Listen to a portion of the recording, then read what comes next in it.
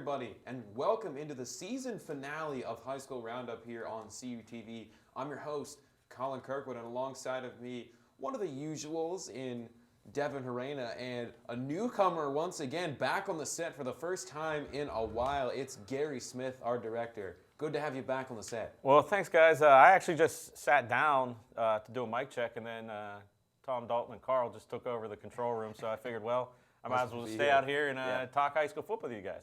Yeah, we are just about wrapped up with Whitfield playoffs here. 2 games remain on the ledger, and it's been a pretty great season, a lot of great playoff games here throughout this season. We can go ahead and take a look at AA here, 2A. They have just wrapped up the semifinals. Let's check out those scores.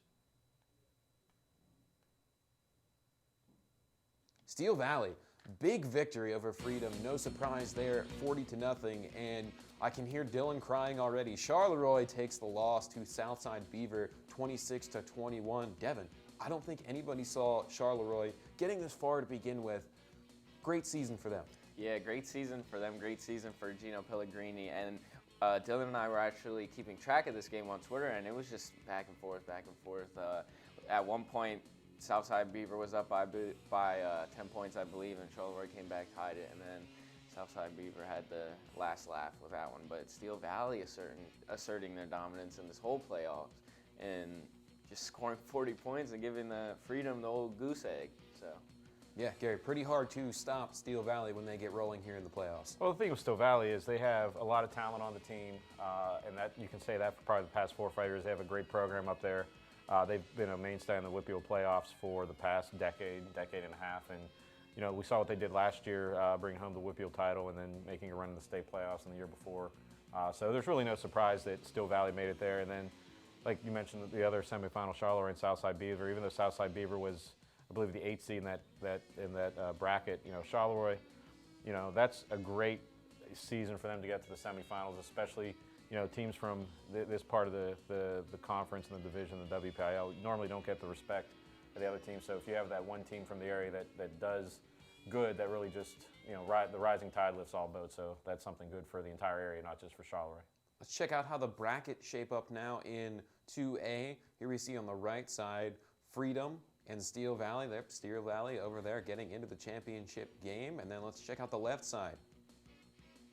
Over there we got Southside Beaver picking up the win here, no surprise, and they'll take their AA championship game. It will be this Saturday, I believe, at Robert Morris University. So not exactly, we heard about that last week, not exactly the most ideal place for a championship game, but that's where it'll be. So let's check out the single A championship that was at Heinz Field this past weekend. Olsh picking up the win over Rochester, 28-6. A lot of people really didn't think Olsh was going to go this far in the season. A few seasons ago, they were removed from not having a win, and now look at them winning the single A Whitfield championship. Well, Colin, even before that, they were a few seasons removed from not having a team. They just started a football team in the last decade. So for them to go from basically nothing at all to beating a perennial powerhouse in Rochester at Heinz Field convincingly is just an amazing accomplishment for that team and that school. Devin, I think you were pretty big on Rochester last week. Didn't quite work out that way. I don't think that was me. I think Dylan picked the upset here on this one with Rochester because he said Rochester looked good in the last 2 games, picked up a couple big wins and dropped a lot of points, but I think I was Olsh all the way, but I don't know, I could be wrong. Let's check out how that bracket ended up here. Olsh moves on into the state playoffs here. They're on the bottom side of the state playoff bracket. We'll see their matchup later on in the week. And the crazy thing there, Colin, is if you look at that bracket, in the semifinals, you got Jeanette, Rochester, and Clareton, 3 of the top programs in single A, and then you got Olsh, like we said, just a few seasons removed from not even having a team, going through, you know, the blue bloods of single A to get through and a date in the state semifinals. It's pretty amazing to believe going that far. Let's hope their Cinderella run continues. Here's the 3A championship, and all according to plan here. Aliquippa with the win at 42-19. Devin, I'll give you a chance to explain yourself here on that pick from last week. Yeah, Derry's still my team. They had a great season this year.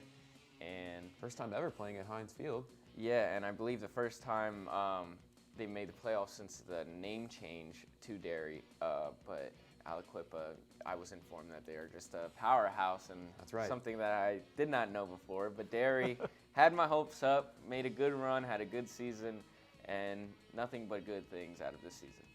Gary, on the other hand, he's a smart guy. He picked Aliquippa. He knows how it goes around here. Yeah, I've seen Aliquippa win WPIAL titles for about 25 years.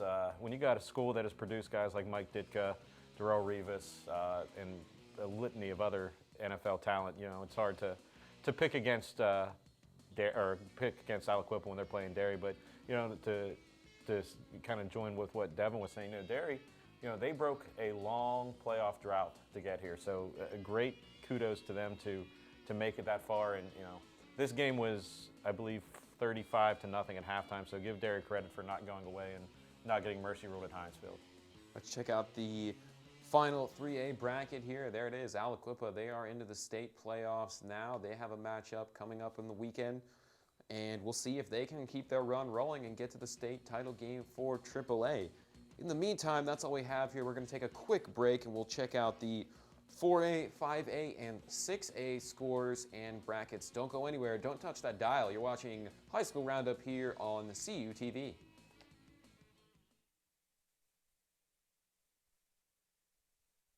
High school football is back on CU TV. Brownsville versus Bentworth. Upper Dauphin versus Millersburg. Charleroi versus Fraser. California versus Washington. Bell Vernon versus Greensburg-Salem. Elizabeth Ford versus North Catholic. Carmichaels versus Union. Ringgold versus West Mifflin.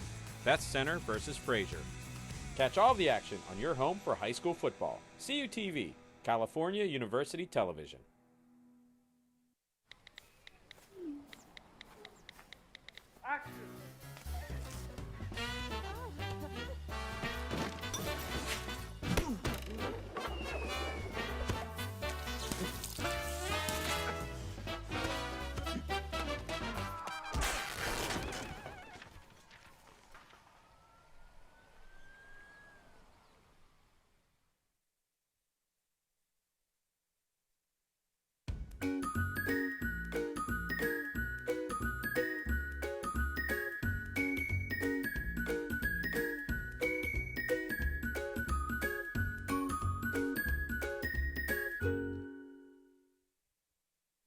Welcome back to High School Roundup here on CU TV, the season finale here. Colin Kirkwood, your host. Alongside of me is Devin Harena and Gary Smith, back on the set for the first time since 2001 for High School Roundup. It was a lot different football scene back in 2001. I mean, we were playing with leather helmets back then. Right.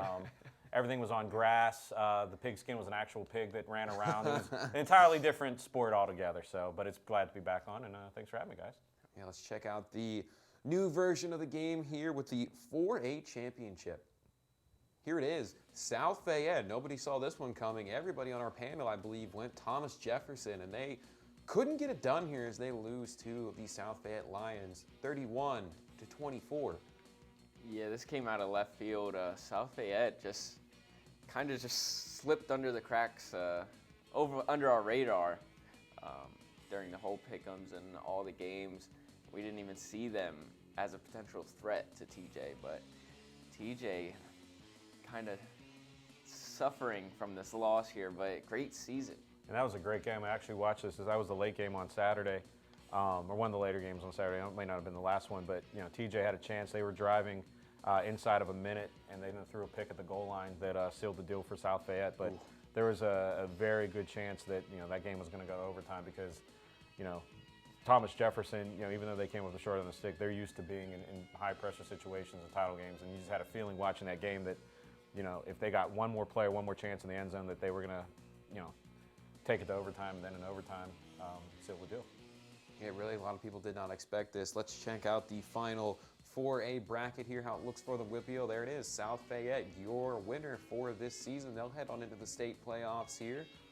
Matchup almost determined here. Let's head out to the 5A scores now. That one in the semifinals as well as 2A here. Peters Township and Penn Hills. That was a pick'em game last week. Committee was split here on this one. I went Penn Hills, got the win 22-14. Penn Hills stays undefeated. And then here at the bottom, no one saw this one coming. West Allegheny 42, Gateway 28. West Allegheny comes in on one of the best defenses in the WPIAL and blows the barn doors off, hanging 42 on them. Yeah, I mean, that was a surprise. I mean, West Allegheny has probably one of the best coaches in WPIAL history. If he's not he's probably one of the top 5. But I don't think anybody thought Gateway was going to lose to West Allegheny. I mean, West Allegheny could have had Vince Lombardi, Chuck Knoll, Don Schul on the sideline, and just, Gateway just has a lot of playmakers, and for West Allegheny to do what they did is amazing. And that final between West Allegheny and Penn Hills is going to be just a barn burner. The only bad thing is we talked about it last week that it's being played, I believe, at Norman High School, which is kind of a letdown because the other schools are getting to play at Heinz Field, and you got one other final in Moon at Robert Morris, the other one at Norwin. So, but kudos to them to make it to the final.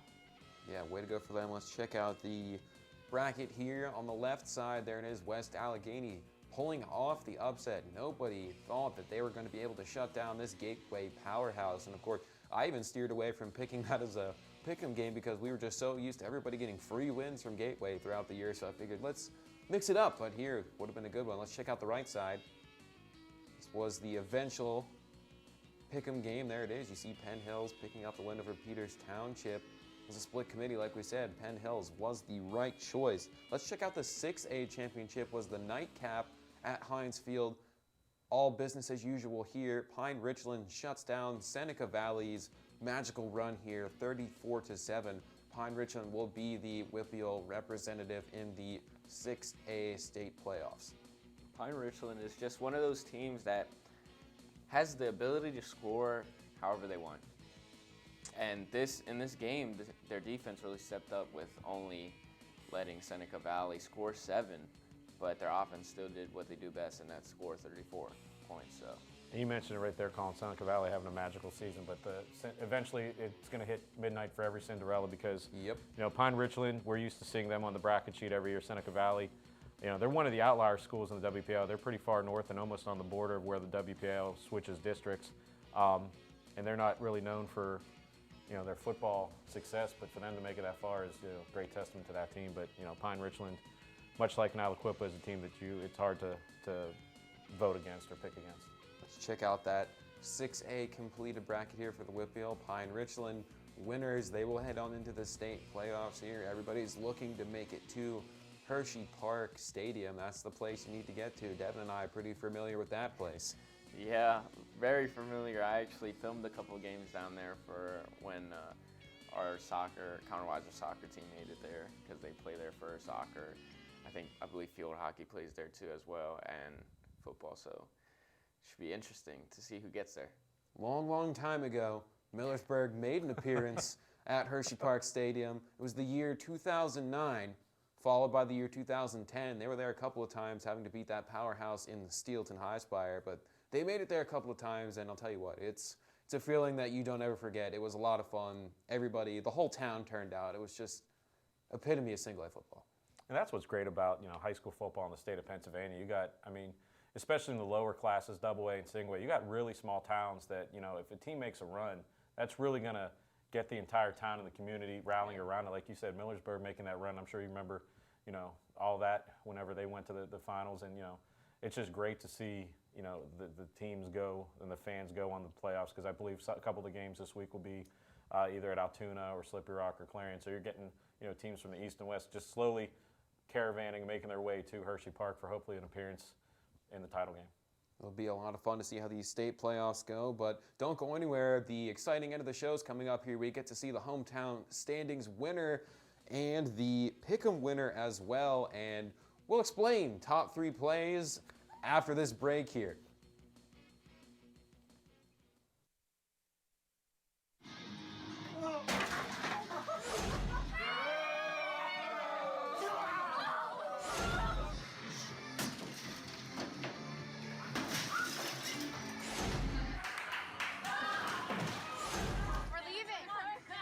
Most party fouls are pretty dumb. But if you decide to drink and drive underage, you could lose your license and your freedom. Underage drinking and driving. The ultimate party foul. Are you a visual storyteller? The Cal Times and CUTV is looking for students with an interest in expanding their skills in photography and videography. We call it visual journalism, and we're here to offer you opportunities to learn how to shoot and edit from a wide range of events at California University of Pennsylvania. Our focus is on local coverage of sports and news events from campus and around the region. We provide on-site training as we help you develop your skills as a visual, multimedia storyteller for the Cal Times newspaper and CUTV News Center. To learn more about visual journalism opportunities and join our team, visit our media production facility in the Natali Student Center or email the Cal Times at caltimes@calu.edu.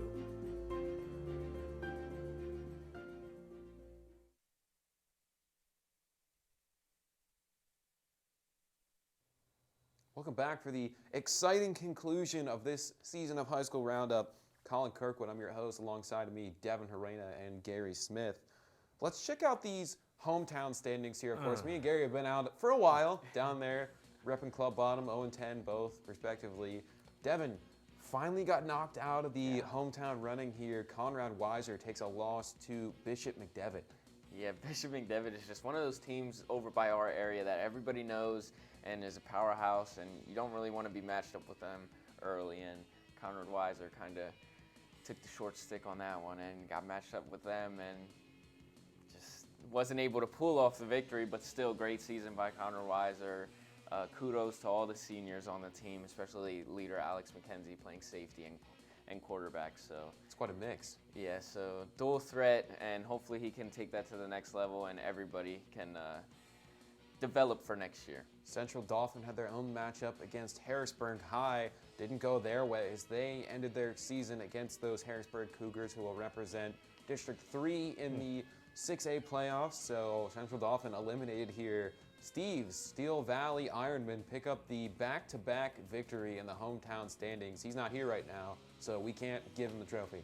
I think since he's not here, it should bump down to down to Devin. I was going to say down to last place and just work its way back up because, you know. Everybody gets to share. Yeah, because Club Bottom is probably the funnest place. I mean, oh, yeah. There's no pressure. We've been having fun down there for about 6 weeks. You guys are having all this, what's going to happen in this week, a win or a loss, win or a loss. We don't worry about that Club Bottom. We just party. We just hang out. It's a lot of fun here. If you guys get the trophy, then we should get, some pizza from you guys or some cheesesteaks. You almost had it. You almost had it. You would have thought we had the deal here, but both went 0-10, so no pizza for you there. Tried to pull a fast one on me, but yeah, Steve picks up the back-to-back victory in hometown standing series, so he didn't really do much for that, but either way, caps off to you. So now let's check out everybody's favorite part of the show here. Of course, there's only 2 games literally left in the Whippeal, so we aren't going to be having a pick'em this week, but let's check out the final standings and see who wins here. Bobby D picks up the win for High School Roundup 2018. First year on the show, completely mops the floor with the panelists, barely beat the internet. He wins 48-21 with a 3-3 week last week. And that's big to beat the internet. Internet's tough to beat. Internet's undefeated, basically, and you see that 2-4 here for the Twitter peeps. 45-24 for them. Danny locks down 3rd place, 44-25 with that 3-3 split. There's Dylan, West Virginia's finest, right after him in 4th. Another 3-3 week for him, 43-26. Held down the middle of the pack here. 5th for me, 4-2 week, 42-27. And there you are, Gary, 3-3, 40-29, tied with Devin. But of course, seniority rules in that aspect. Sorry about that one, Devin. You're both 40-29, 3-3. Gary gets the top. High school pick'em puppy, getting out of last place in the last week of the season here with a 3-3 week, 36-33. And there it is. Stevie Low Roller gets the championship for finishing absolutely dead last here. 1-5, 35-34 record on the season. But you know what, though? Look at that. Not one person with a losing record. So that's pretty impressive. Yeah, at least Steve went over 500 with that last place. So that just shows how our football knowledge is down here at CUTV. Although the puppy is not in last place, so that... That's I didn't expect that. I had a feeling she was going to be in last place. Pretty close to last place last year, but she's back. She gets the second to last spot, and she is happy about that. That is how Pick'em shakes out here. Bobby D was going to make a trip down here, but a little bit of an incident with them, so we wish them all the best. Pam Delverne, hope you feel better. Hopefully you're watching this. You might be. I don't know. Maybe not. Either way. Hopefully you're doing okay. But We'll guys, send the link. Yeah, we'll send the link. You can check it out on YouTube. And if you're not, check out CUTV Sports 1. You can binge the entire season there if you'd like. Yeah. But guys, that's it. That is the end of High School Roundup for 2018. Devin, I should get the keys out, pass them on to you.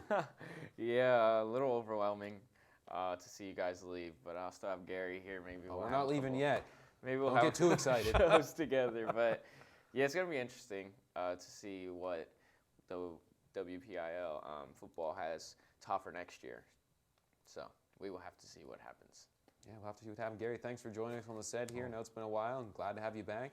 Yeah, thanks for having me. Like I said, I'm High School Roundup's the longest-running student-produced show at CUTV. It was started by Fred Ryan back in 1999, and Fred's at AT&T Sports as a producer and engineer up there. So we're proud of him, and something he started has continued for almost 20 years. And proud of the hard work you guys do. It's going to be tough to see you guys go. Thanks for all the hard work to the seniors, you, Colin, and Steve, Danny, and Dylan. And look forward to the future with this guy, bringing it home next year. So like I said, it's good to see the hard work that you guys done this year, and also excited to see what brings in the future, because I need you guys to get really good high-paying jobs so I can have a nice retirement condo somewhere in South Florida. We'll get you a place with a nice sparkly pool. Also have to explain before we go here, Dylan's top 10 plays will be coming up after Thanksgiving. He kind of slipped away on us, don't know where he went, but he's not going to get off that easy. We're going to get to see his top 10 plays after Thanksgiving, so that'll be a bit of a web exclusive, so stick around for that. But that's pretty much it here. I want to thank everybody who's been a co-host over the year. Steve, Danny, Dylan, Devin, thanks to Gary. Also, thanks to Anthony as well for bringing me on the set a couple of times last year. Hats off to you. Thanks to everybody in the control room. Dalton, Tom, and Carl, you guys did a great job after you hijacked the director's booth today from Gary and brought him out here. Nonetheless, it's been a great couple of years here on High School Roundup. Looking forward to see how it works in the future. Thanks for everything. And Devin, he'll have the reins for you week 0 next year. See you then.